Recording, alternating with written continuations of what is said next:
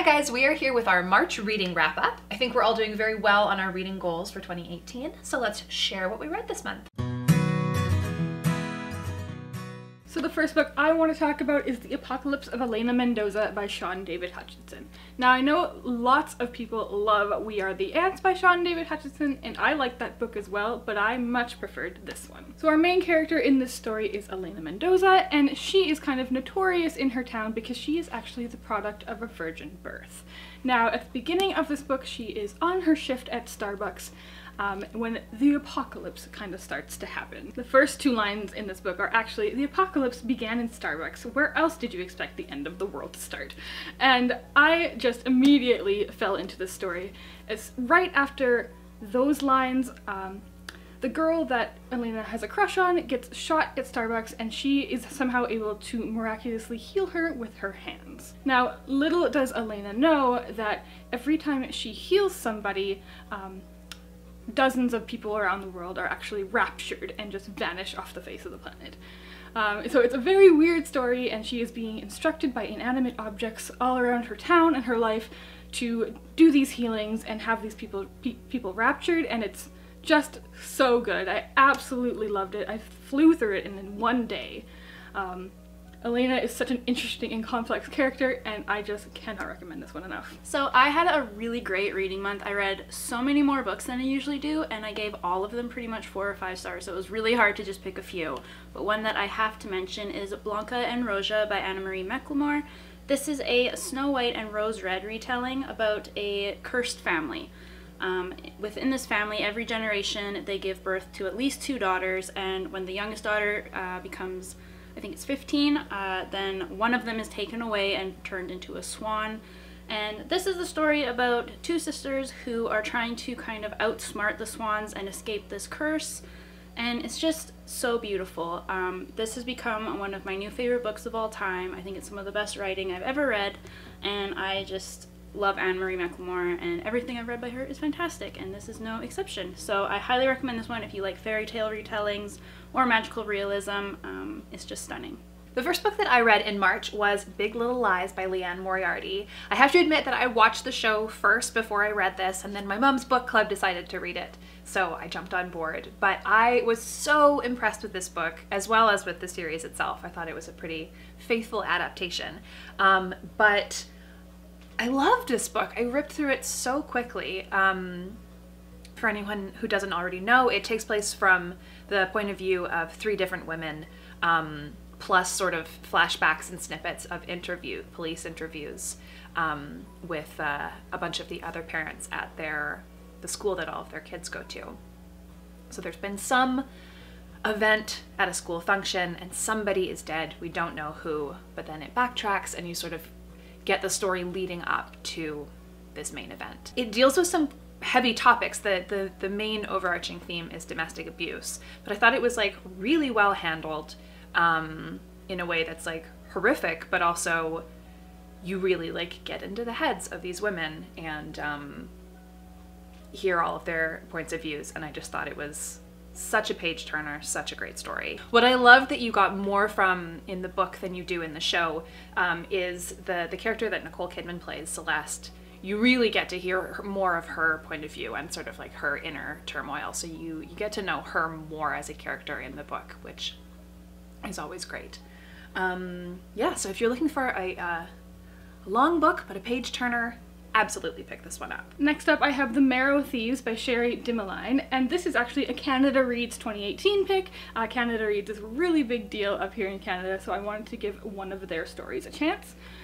In this book, this is a future dystopian novel in which most of the humans on the planet have lost the ability to dream, and this is kind of driving people insane. That said, scientists have discovered that the North American indigenous population can still dream, and the key to healing the dreaming in the world lies in their marrow.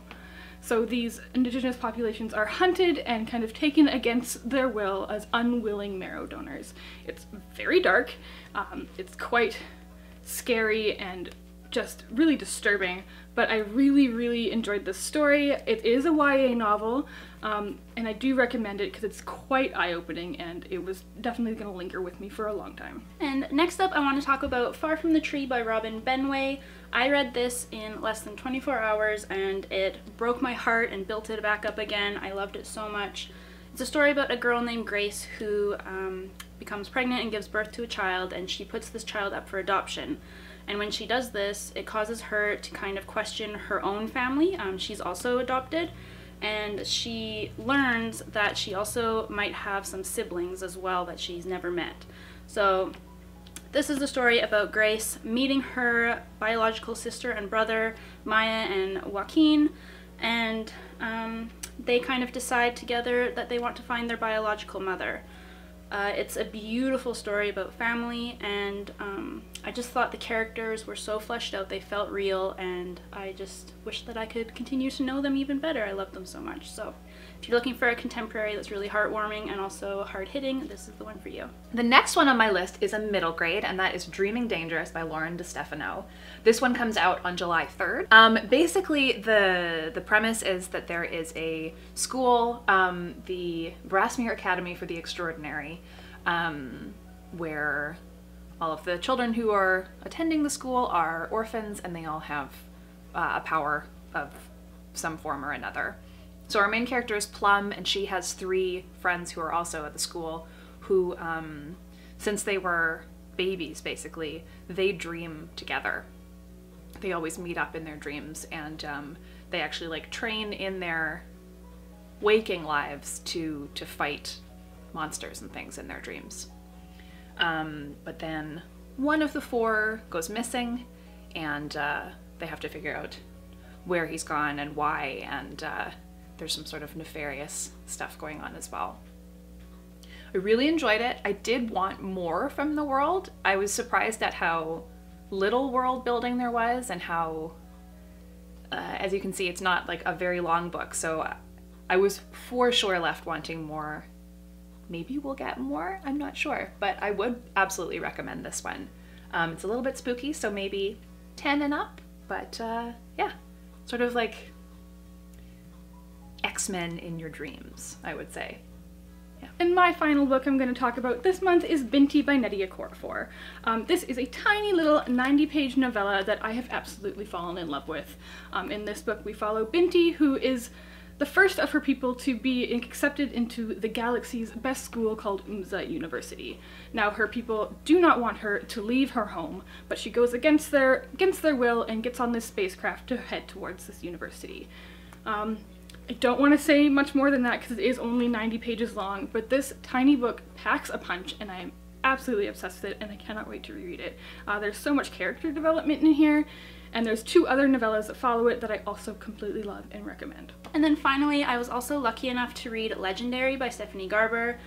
This is what the cover looks like. It is the sequel to Caraval, so I obviously can't talk too much about it without spoiling it, but essentially it takes place right after the events of Caraval have ended, but we follow our main character Donatella in this one instead of Scarlet, and I just loved it. I'd heard that it was better than the first one, and I fully agree with that.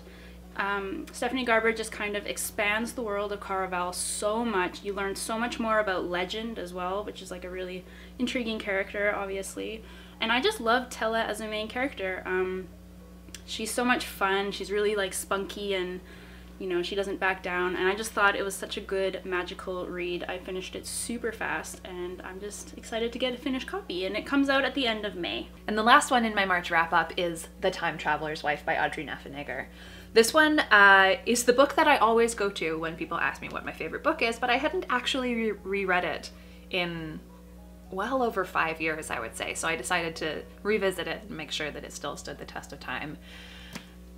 And oh my god, it does. I love this book so much. It like broke my heart. I actually have a few pages left that I'm like steeling myself to read at the end because, you know, no spoilers, but it's heartbreaking.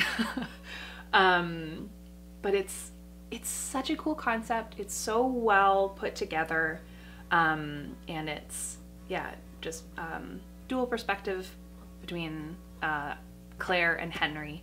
Henry is a time traveler, Claire is the love of his life, and it's beautiful. So those were just a few of the books that we read and really enjoyed in the month of March. Let us know some of the books that you read and liked in the comments down below. We'd love to hear your suggestions. As per usual, please give this video a big thumbs up if you liked it and subscribe to our channel. Happy reading and thanks for being awesome.